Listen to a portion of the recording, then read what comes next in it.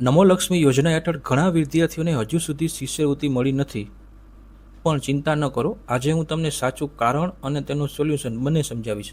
તો મિત્રો, તમે આ વિડીયો પૂરો જોજો, જેથી તમને ખ્યાલ આવે કે મને શું કામ શિષ્યવૃત્તિ મળેલ નથી. પરંતુ હાલમાં ઘણા વિદ્યાર્થીઓને હજી સુધી શિષ્યવૃત્તિ મળેલ નથી.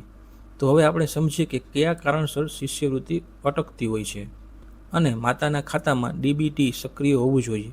જો આમાં કોઈ સમસ્યા હશે તો શિષ્યવૃત્તિ ટ્રાન્સફર થવામાં મુશ્કેલી આવી શકે છે.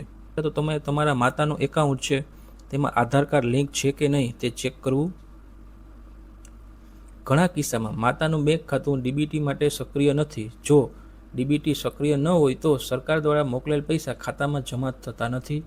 શાળાઓ માટે એક નવું પોર્ટલ શરૂ કરવામાં આવ્યું છે. આ પોર્ટલ દ્વારા હવે શાળાઓ સરળતાથી ચેક કરી શકે છે કે કયા વિદ્યાર્થીની શિષ્યવૃત્તિ મળી ગઈ છે અને કયા વિદ્યાર્થીની શિષ્યવૃત્તિ નથી મળેલ.